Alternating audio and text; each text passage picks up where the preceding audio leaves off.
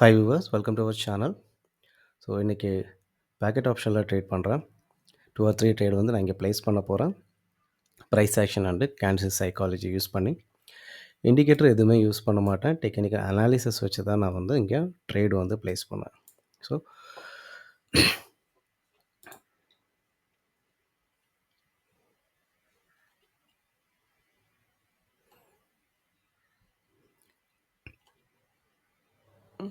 Broker வந்து நீங்கள் எந்த புரோக்கரும் யூஸ் பண்ணிக்கலாம். Pocket Option, Quotex, IQ Option, Binomo, Olymp trade.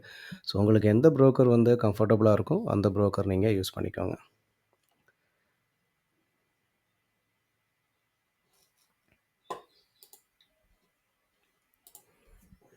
Packet option பொறுத்தளவுக்கு நீங்கள் டைமிங் எப்போவுமே செக் பண்ணிக்கோங்க. இங்கே டைமிங் வந்து சேஞ்ச் ஆகிட்டே இருக்கும். சம்டைம்ஸ் வந்து 1 மினிட்லேருந்து 2 மினிட் மாறிடும். ஸோ நீங்கள் 1 மினிட் ட்ரேட் பண்ணுவீங்க. ஆனால் வந்து 2 மினிட்டில் தான் ட்ரேடு வந்து க்ளோஸ் ஆகும். ஸோ அப்பப்போ நீங்கள் டைமிங் மட்டும் செக் பண்ணிக்கோங்க. ஸோ நான் இங்கே ஒரு கால் ஆப்ஷன் எடுத்திருக்கேன். ஸோ நான் பையருக்காக கால் ஆப்ஷன்ஸ் எடுத்திருக்கேன். நான் ப்ரீவியஸாக பார்த்தீங்க அப்படின்னா இந்த இடத்துல வந்து மார்க்கெட் வந்து டவுன் வந்துட்டுருக்க மார்க்கெட் இந்த இடத்துலேருந்து ஆல்ரெடி வந்து பையர்ஸ் வந்து மார்க்கெட் ரிவர்ஸ் பண்ணணும்னு ட்ரை பண்ணிகிட்ருக்கான். ஸோ லாஸ்ட் பார்த்தீங்கன்னா ஹை இங்கே வரைக்கும் போயிருக்கு. அதுக்கப்புறம் ஸ்ட்ராங்கான ஒரு செல்லிங் ப்ரெஷரோட நெக்ஸ்ட் கேண்டில் வந்து இங்கே ஃபார்ம் பண்ணியிருக்கான். ஆனால் ப்ரீவியஸ் லெவலை கூட வந்து இந்த அடுத்த கேண்டிலால் ரீச் பண்ண முடியல. அதுக்கு முன்னாடி பார்த்தீங்கன்னா அந்த லெவலை செல்லர்ஸ் ரீச் பண்ண உடனே பார்த்தீங்கன்னா பையர்ஸ் வந்து பையிங் ப்ரெஷரில் ரொம்ப ஸ்ட்ராங்காக இங்கே கேண்டில் ஃபார்ம் பண்ணி அடுத்த கேண்டில் பார்த்தீங்கன்னா ஒரு ஹெல்த்தியான கேண்டில் ஃபார்ம் பண்ணியிருக்கான். ஸோ கண்டிப்பாக இந்த லெவலை ப்ரீவியஸாகவே பார்த்தீங்கன்னா இந்த வரைக்கும் பையர் போன பையர். ஸோ இப்போ இந்த லெவலை வந்து ஈஸியாக பிரேக் அவுட் பண்ணும் அப்படிங்கிறதுக்காக நான் இங்கே கால் ஆப்ஷன் கொடுத்துருக்கேன். ஸோ நெக்ஸ்ட் ட்ரேட் வந்து அடுத்த பேரில் நான் பண்ணுறேன். இண்டிகேட்டர் யூஸ் பண்ணாமல் நம்ம டெக்னிக்கல் அனாலிசிஸ் பண்ணி நம்ம ட்ரேட் பண்ண முடியும். சக்ஸஸ்ஃபுல்லாக வந்து ட்ரேடிங் வந்து பண்ண முடியும். பட் அதுக்கு வந்து நம்ம ப்ராப்பர் நாலேஜ் இருக்கணும். நல்லா ப்ராக்டிஸ் பண்ணணும். மார்க்கெட்டை அண்டர்ஸ்டாண்ட் பண்ணணும். ஓகே. ஸோ இங்கே இந்த ட்ரேட் பண்ணுறதுக்கு ரீசன் ரொம்ப சிம்பிள். மார்க்கெட் ப்ரீவியஸாக டவுன் ட்ரெண்ட் வந்துட்டுருக்கு. இந்த இடத்துல பார்த்தீங்கன்னா மார்க்கெட் ஸ்ட்ரகிள் ஆகிட்டுருக்கு. ஸோ பையர்ஸ் மார்க்கெட்டை ரிவர்ஸ் பண்ணணும்னு நினைக்கிறேன். ப்ரீவியஸாக இந்த ஏரியா வரைக்கும் பையர்ஸ் வந்து போயிருக்காங்க. ஸோ இந்த ஏரியா ரீச் பண்ண உடனே செல்லர்ஸ் வந்து என்ட்ரி ஆகுறான்.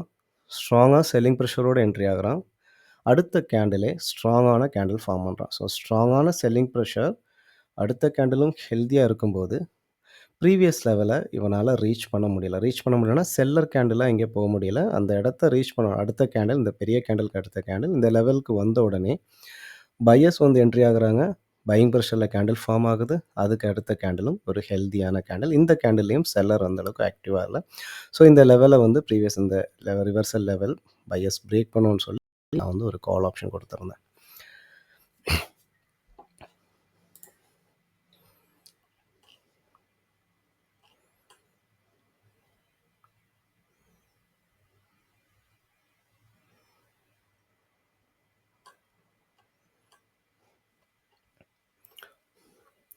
மெம்பர்ஷிப்பில் ஜாயின் பண்ணாதவங்க ஜாயின் பண்ணிக்கோங்க. மெம்பர்ஷிப் பற்றின டீட்டெயில்ஸ் அண்ட் மெம்பர்ஷிப்பில் எப்படி ஜாயின் பண்ணணும் அப்படிங்கிற வீடியோ லிங்க் டிஸ்கிரிப்ஷனில் கொடுத்துருக்கேன். நீங்கள் வீடியோ பாருங்கள். மெம்பர்ஷிப் உங்களுக்கு யூஸ்ஃபுல்லாக இருக்கும்னு நினச்சிங்கன்னா ஜாயின் பண்ணுங்கள். மெம்பர்ஷிப் அதிகமான அமௌண்ட்டெல்லாம் கிடையாது. ஜஸ்ட் ₹199 தான்.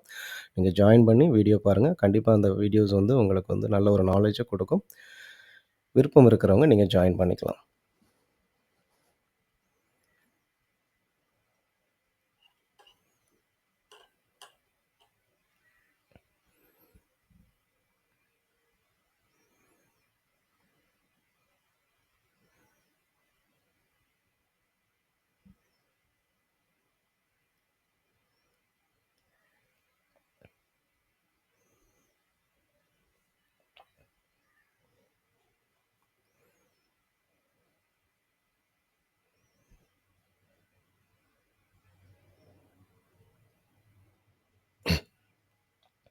ஸோ இந்த கேண்டில் விட்டுட்டு நான் அடுத்த கேண்டில் ட்ரேட் பண்ணுறேன்.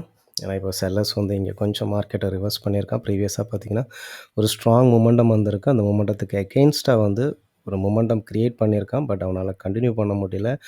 ப்ரீவியஸ் லெவலை பிரேக் பண்ணி நியூ ஹை வந்து பையர்ஸ் ஃபார்ம் பண்ணால் ஒரு மொமெண்டத்தை வச்சு அதுக்கப்புறம் வந்து ஒரு strong candle seller candle again வந்து பையர் வந்திருக்கான். அதுக்கப்புறம் செல்லர் வரான். இப்போ பார்த்தீங்கன்னா மொமெண்டம் ஸ்ட்ராங் மொமெண்டம் கொஞ்சம் வீக்காக இருக்குது.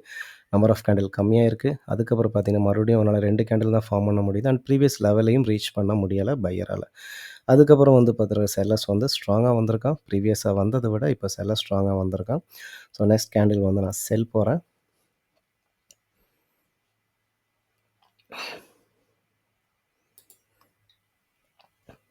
ஸோ நான் இங்கே செல்லர் ஆப்ஷன் போயிருக்கேன்.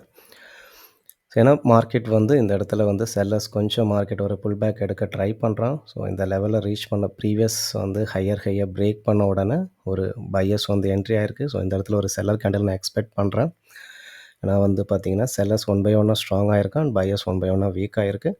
ஸோ இந்த பையர் வந்து ஒரு ரீட்ரேஸ்மெண்ட் கேண்டில், அதுக்கப்புறம் ஒரு வேளை பையர் ஸ்ட்ராங்காக இந்த ப்ரீவியஸ் ஹையில் இருந்து பிரேக் பண்ண உடனே பையர் வந்து ஸ்ட்ராங்காக என்ட்ரி ஆனால் கூட இந்த இடத்துல ஒரு ரீட்ரேஸ்மெண்ட் செல்லர் வரும். அதுக்கப்புறம் பார்த்தீங்கன்னா பையர் வேணால் மறுபடியும் மார்க்கெட்டை நியூ ஹை ஃபார்ம் பண்ணி கொண்டு போகலாம்.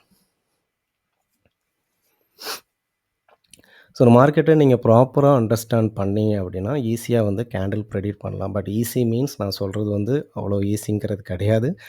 எந்த அளவுக்கு நீங்கள் எஃபர்ட் எடுக்கிறீங்களோ அந்த அளவுக்கு உங்களுக்கு அது ஈஸியாக மாறும். நீங்கள் பிளைண்டாக வந்து ஜஸ்ட்டு ஒரு லெவலை வச்சு மட்டும் ட்ரேட் பண்ணிகிட்டே இருந்தீங்கன்னா கண்டிப்பாக ஒரு ப்ரொஃபஷ்னல் ட்ரேடராக ஆக முடியாது அண்ட் ப்ராஃபிட்டபிள் ட்ரேடராக ஆக முடியாது. ஓகே. ஸோ ட்ரேடிங்க்கு ரொம்ப ரொம்ப முக்கியமான விஷயம் மார்க்கெட்டை அண்டர்ஸ்டாண்ட் பண்ணிக்கணும். ஸோ மார்க்கெட்டை அண்டர்ஸ்டாண்ட் பண்ணிவிட்டு price action, analysis psychology and market movement, power of buyers and sellers இது எல்லாத்தையும் வச்சு தான் வந்து நீங்கள் ஒரு கேண்டில் வந்து ப்ரெடிக்ட் பண்ணணும். ஸோ இங்கே ஒரு 2 ட்ரேட் ப்ளேஸ் பண்ணேன். ஸோ 2 ட்ரேடும் வந்து நான் மார்க்கெட்டை டைரெக்ஷனை அண்டர்ஸ்டாண்ட் பண்ணியிருக்கேன் அண்ட் பையர்ஸ் அண்ட் செல்லர்ஸ் எப்படி ஃபைட் பண்ணுறாங்கிறத நான் அண்டர்ஸ்டாண்ட் பண்ணேன். அதுக்கப்புறம் அங்கே என்ன ப்ரைஸ் ஆக்ஷன் நடந்திருக்குன்னு பார்த்தேன். ஸோ அதுக்கப்புறம் நடக்கக்கூடிய அந்த ப்ரைஸ் ஆக்ஷன் லெவலில் ரீச் பண்ணோன்னே இந்த இடத்துல வந்து கேண்டில்ஸ் வந்து எப்படி பிஹேவ் ஆகுதுன்னு பார்த்தேன். அதுக்கேற்றபடி நான் என்ன பண்ணியிருக்கேன், ட்ரேட் பண்ணியிருக்கேன்.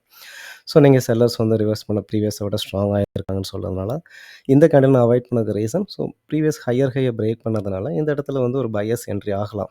அதனால தான் என்ன பண்ணேன். அதே டைமில் வந்து இங்கே செல்லர் ஸ்ட்ராங்காக இருக்கலாம். மேபி அவள் வந்து என்ன பண்ணால் ஒரு மொமெண்டத்தை கண்டினியூ பண்ணலாம், க்ரியேட் பண்ணலாங்கிறனால தான் நான் ட்ரேட் பண்ணலை. ஸோ இந்த பையர் கேண்டில் ஃபார்ம் ஆகும்போது நான் அடுத்த கேண்டில் நான் செல் எடுக்கணும்னு சொன்னேன்.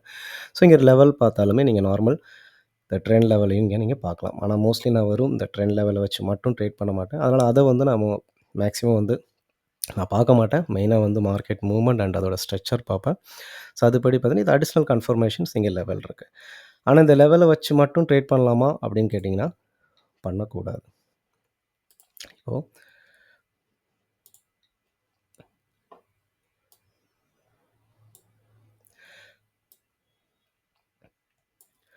இப்போ இந்த 2 ட்ரெண்ட் இந்த 2 இந்த ப்ரைஸ் ஆக்ஷன் வந்து லெவலை வந்து கனெக்ட் பண்ணோம் அப்படின்னா இங்கே ஒரு ட்ரெண்ட் லைன் கிடைக்கும். ஸோ அந்த ட்ரெண்ட் லைனை பேஸ் பண்ணி மட்டும் வந்து ட்ரேட் பண்ணக்கூடாது.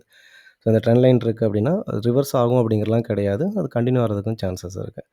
ஸோ மார்க்கெட் அண்டர்ஸ்டாண்ட் பண்ணணும். ஸோ ப்ரீவியஸாக பார்த்தீங்கன்னா தெரியும். ஸோ பையர்ஸ் வந்து ஸ்ட்ராங்காக இருந்தாங்கன்னா அட்லீஸ்ட் ஒரு செல்லர் வருவோம். அதுக்கப்புறம் பையர் கண்டினியூவான்னு சொன்னேன் பாருங்கள். இந்த செல்லர் வந்ததுக்கப்புறம் பையர் மறுபடியும் வந்து என்ன பண்ணுறான், அவன் ஸ்ட்ராங்காக க்ரியேட் பண்ணுறான். ஸோ கண்டிப்பாக ஸோ இந்த இடத்துல அவன் பையர் பிரேக் பண்ணுறதுக்கு சான்சஸ் இருக்குது. ஸோ அதுக்கப்புறம் மறுபடியும் என்ன பண்ணுவான், செல்லர் வந்து புல் பேக் எடுப்பான். ஒரு மார்க்கெட்டில் வந்து ரிவர்ஸ் பண்ணிட்டா உடனே செல்லர் டவுன் கொண்டு போவான்னு அர்த்தம் கிடையாது. செல்லர் புல் பேக் எடுப்பான். அந்த புல் பேக் வந்து எந்த அளவுக்கு சக்ஸஸ் ஆகுதோ அதுக்கேற்றபடி மார்க்கெட் வந்து ட்ரெண்டு சேஞ்ச் ஆகும். அப்படி இல்லைனா புல் பேக் எடுத்ததுக்கப்புறம் சேம் ட்ரெண்டு மறுபடியும் கண்டினியூ ஆகும். இப்படி தான் மார்க்கெட்டோட மூவ்மெண்ட், மார்க்கெட்டோட ஸ்ட்ரக்சர். ஸோ அப்போ புல் பேக் எடுத்தாலே உடனே மார்க்கெட் டவுன் போகும் அப்படிங்கிறது கிடையாது. ஸோ அந்த புல் பேக்கில் யார் ஸ்ட்ராங்காக இருக்கா, அவன் என்ன பண்ணுறாங்கிறது புரிஞ்சுக்கணும். அதுக்கப்புறம் அதுக்கு ஏற்றபடி தான் வந்து மார்க்கெட்டை வந்து நம்ம அண்டர்ஸ்டாண்ட் பண்ணணும். ஸோ இந்த கேண்டில் நான் சொல்லியிருந்தேன். ப்ரீவியஸ் ஹையை பிரேக் பண்ணி அதுக்கப்புறம் வந்து பையர் என்ட்ரி ஆனால் ஒருவேளை அவன் பையர் ஸ்ட்ராங்காக இருந்தால் இந்த இடத்துல கண்டிப்பாக ஒரு இந்த செல்லர்ஸ் வந்து என்ட்ரி ஆகும். அதுக்கப்புறம் வேணால் பையர் ஸ்ட்ராங்காக வரலான்னு சொல்லியிருந்தேன். ஸோ அதுக்கப்புறம் பார்த்தீங்கன்னா பையர் ஸ்ட்ராங்காக வந்திருக்கான். ஓகே.